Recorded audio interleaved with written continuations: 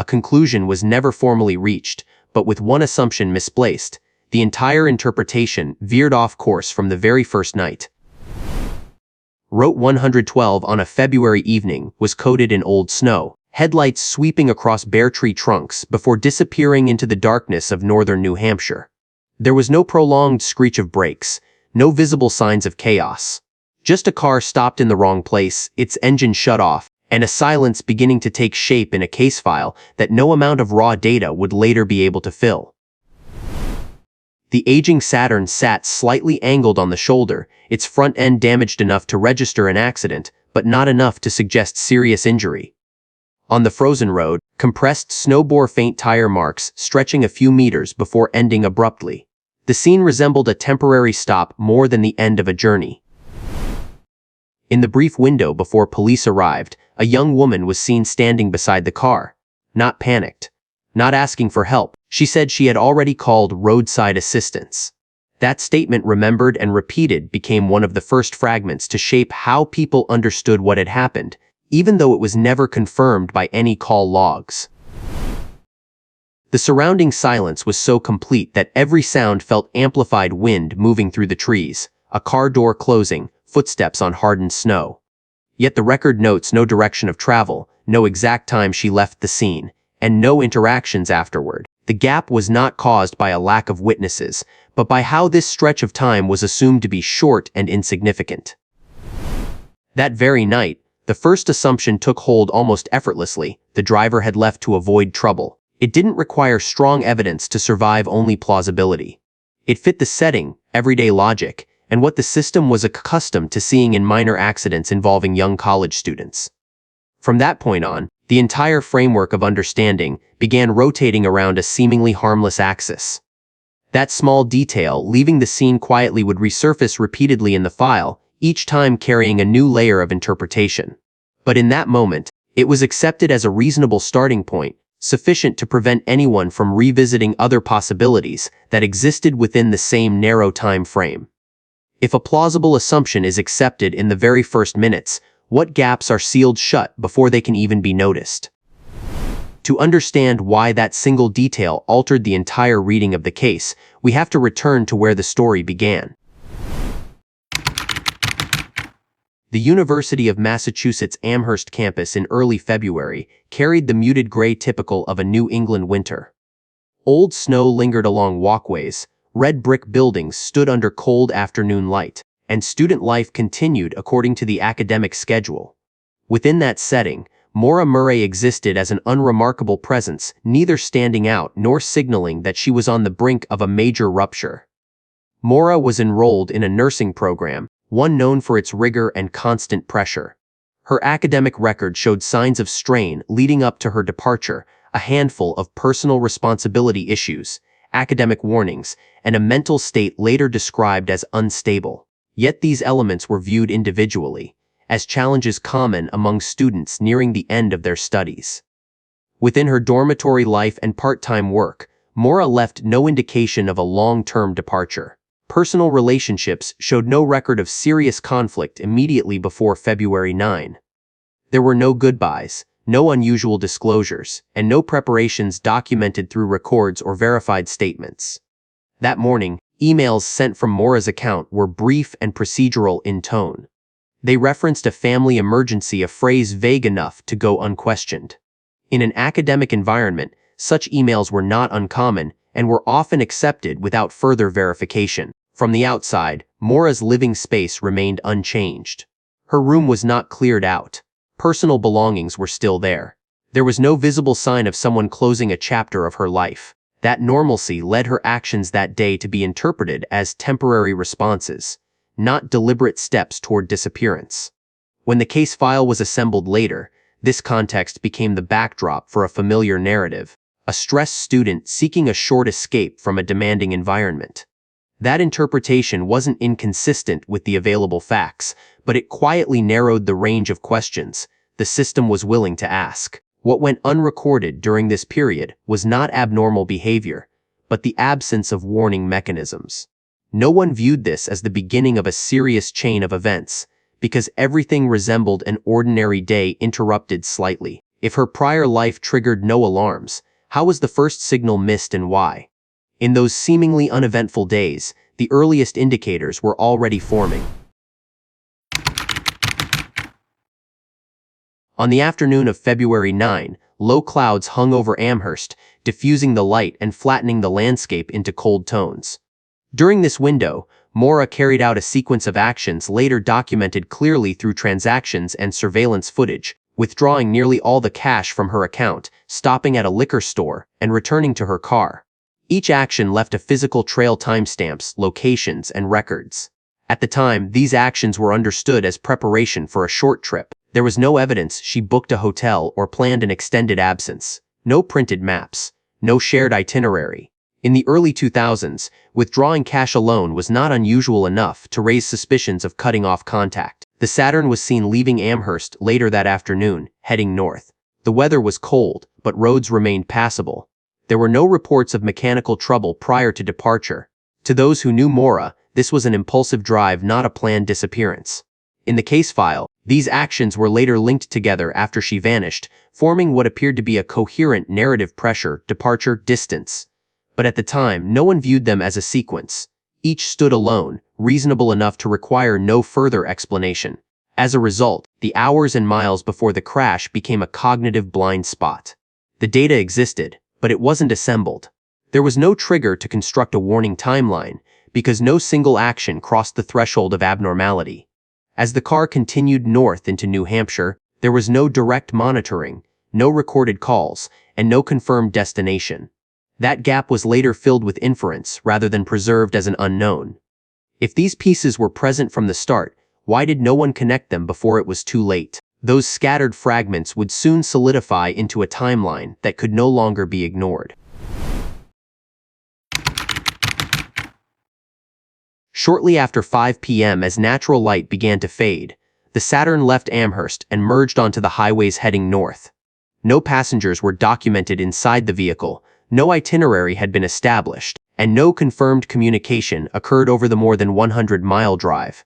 At the time, the journey was not tracked by any system beyond scattered traffic points, allowing the entire stretch to exist as a presumed normal gap in the record. As the car moved deeper into New Hampshire, the landscape shifted noticeably: narrower roads, denser forest, fewer lights.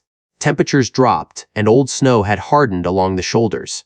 There were no reports of hazardous weather, but the road conditions no longer allowed for significant error. These factors would later be reconsidered as contextually important, though at the time they were simply familiar environmental conditions of the northern mountains. Around 7 p.m. on Route 112, the vehicle deviated from its stable path and was involved in a single-car collision with a roadside object.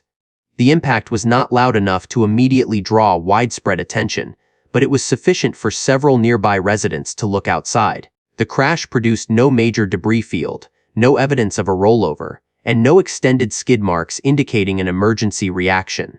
Immediately after the collision, the Saturn came to rest along the roadside, its lights illuminated against the dark forest. A woman was seen standing beside the vehicle, moving around the scene. This behavior was interpreted as routine post-accident assessment, not as evidence of panic or serious injury. One witness stopped and briefly spoke with the driver. From that exchange, the only detail consistently recalled was the statement that roadside assistance had already been called. That claim, unverified at the time, functioned as reassurance enough for the witness to leave and contact police rather than remain on scene. For nearly 20 minutes afterward, the scene existed without official oversight. The vehicle remained in place, its contents appearing undisturbed from the outside, and no recorded signs of third-party involvement were noted. This interval would later be labeled the disappearance window, but at the time it was regarded as an ordinary waiting period. When police arrived, red and blue lights reflected off the snow and the cold metal of the car. The driver was gone. There were no clear footprints leading deep into the woods, and no other vehicles were documented at the scene upon arrival. The absence was immediately framed within a working assumption: the driver had left before law enforcement arrived.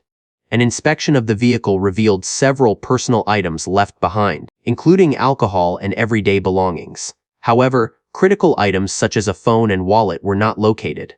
At the time, this further reinforced the idea that the driver had intentionally left the scene, taking only what was necessary. Initial search efforts focused on the immediate area surrounding the roadway. Tracking dogs followed a scent along the road for a short distance before it abruptly ended, as if the trail vanished at that point. The result was interpreted in multiple ways, but the prevailing explanation was environmental interference or scent contamination by passing vehicles. The primary timeline thus took shape: quickly accident, waiting, departure.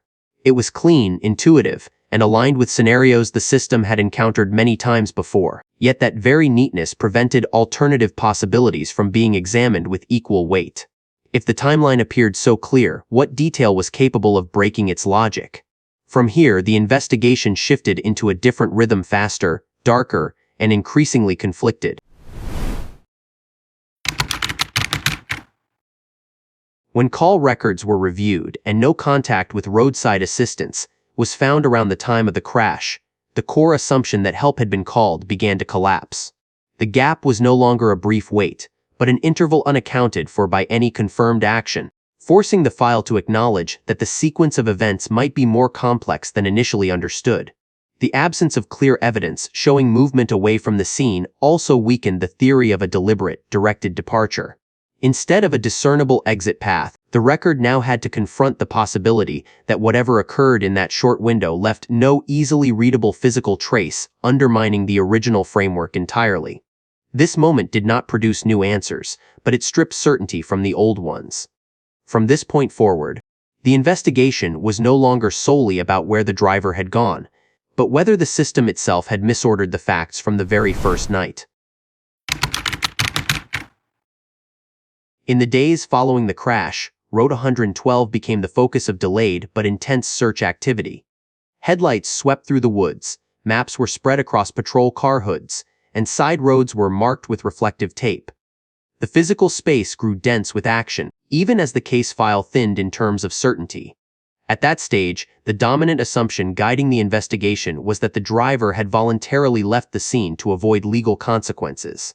The context supported it: alcohol found in the car, cash withdrawn earlier, and an unverified statement about calling for help.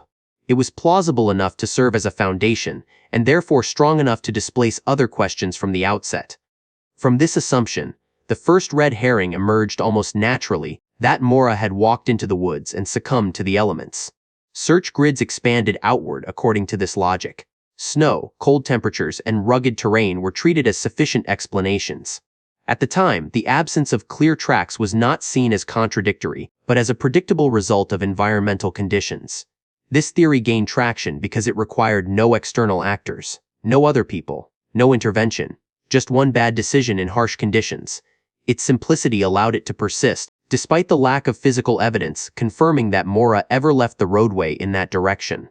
A parallel hypothesis also surfaced that Maura accepted a ride from a passing motorist. Within the brief window before police arrived, this seemed plausible: the road was not entirely empty, and a quick lift away from the scene was conceivable. Yet the file documented no additional vehicles, no corroborating statements, and no defined timeline for such an interaction. The absence of data did not eliminate this theory. Instead, it allowed it to exist as a vague possibility, repeated frequently in public discussions. That repetition elevated it into a parallel narrative layer, even though it was never substantiated by legal evidence. Another red herring gradually formed from Maura's personal history itself. Academic struggles, psychological stress, and earlier incidents were reorganized into a story of intentional disappearance. At the time, this reading seemed reasonable, as it connected disparate details into an apparent motive. But assigning that motive to the actual timeline was not supported by evidence of long-term preparation. There was no sustainable financial plan, no post-disappearance communication, and no confirmed indicators of a new life. This red herring therefore existed primarily at the level of perception, not data. As investigative paths multiplied without yielding concrete results, the file accumulated layers of explanation instead of answers. Each layer made sense when introduced, yet each simultaneously pulled attention away from a foundational question: what actually happened in the brief interval before police arrived? If the problem was not a lack of data, then what within the initial sequence of decisions produced this outcome? And amid the many diverging paths, a few small details began to align in ways no one had anticipated. When the layers of interpretation are stripped away, what remains in the record is not a complete story, but a narrow sequence of documented actions confined to a very short window of time. A crash occurs. A brief exchange takes place. An unsupervised waiting period follows, and then an absence is formally recorded. Within this sequence, there is no data that directly confirms a clear motive for disappearance. There is no message left behind, no closing act. What has been labeled as motive is largely the system's attempt to fill an evidentiary gap using familiar patterns. The withdrawal of cash and the purchase of alcohol, when returned to their original temporal context, do not necessarily indicate preparation for a permanent disappearance. They can reasonably be understood as short-term responses to stress interpreted that way at the time, but later stretched beyond what the data itself can support. What stands out is that the entire reading of the case revolves around an initial reference frame that Maura voluntarily left the scene. Once that frame was fixed, subsequent information was forced to conform to it, rather than being used to test the validity of the frame itself. The truth contained in the record, therefore, does not lie in proving a specific scenario, but in recognizing how many elements were treated as conclusions when they were only plausible assumptions at the outset. The distinction between the two is subtle in the moment, but decisive over time. Within proper legal boundaries, there are things that cannot be stated with certainty: how Maura left, where she went, or what occurred afterward. What can be stated with certainty is how the case has been read and interpreted for years. When the unknowable is placed back within its rightful limits, the remaining question becomes why the same record has been read in such divergent ways by institutions and by the public. As the fog begins to lift, professional analysis offers a clearer view of the full picture. When the data is reordered through the lens of the original case file, rather than its later interpretations, a different logic begins to emerge. The primary question is no longer where Maura went, but why the assumption that she left the scene was accepted so quickly. The specific data points a statement about calling for help that was never verified, combined with alcohol found in the car, triggered a rapid interpretive response in which familiar patterns were favored over maintaining open possibilities. A second issue arises when examining the unsupervised time window. That roughly 20-minute span contains no confirmed actions, yet it was compressed into a single assumed behavior in collective understanding. This compression was not caused by a lack of information, but by a tendency to organize facts into the most coherent narrative, rather than the most neutral one. The tracking dog's rapid loss of scent was also used to reinforce the prevailing assumption, despite the fact that this data point actually suggests a break in continuous movement.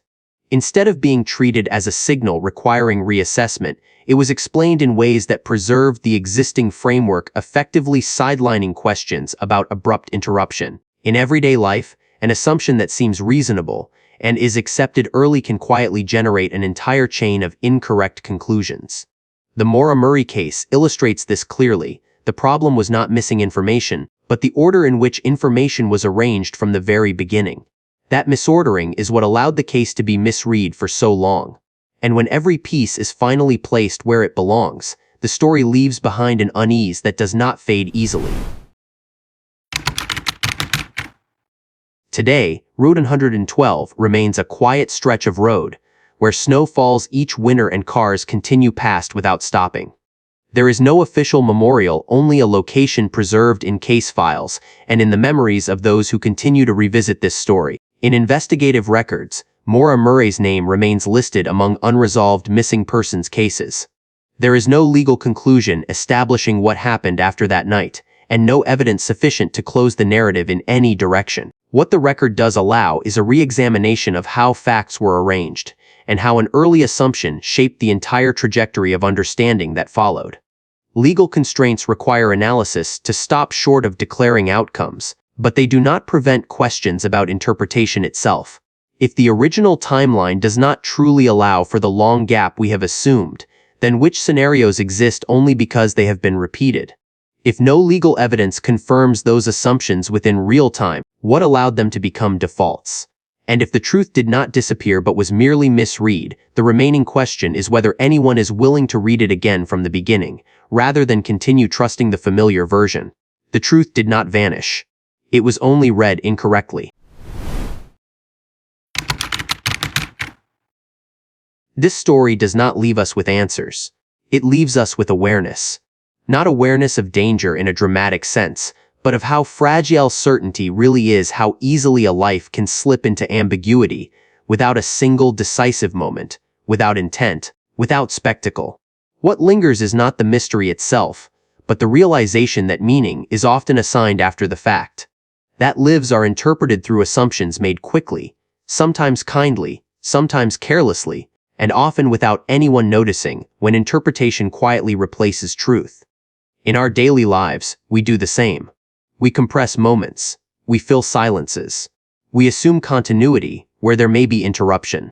We move through our days believing that what is ordinary will remain so, that tomorrow will arrive because today looks familiar. We trust that small choices don't matter much, that pauses are temporary, that someone else is always paying attention. This story gently challenges that comfort not with fear, but with clarity. It reminds us that presence matters. That moments we label as brief or insignificant may carry more weight than we know. That listening carefully, waiting longer, and resisting the urge to rush toward explanation are acts of care not just in investigations, but in life. It does not ask us to suspect one another. It asks us to see one another more fully. And perhaps the most enduring message is this: life does not announce its turning points. It passes quietly, in ordinary weather, on familiar roads. What we choose to notice today, now may be the most valuable thing we have. Not because something bad will happen, but because something precious already is.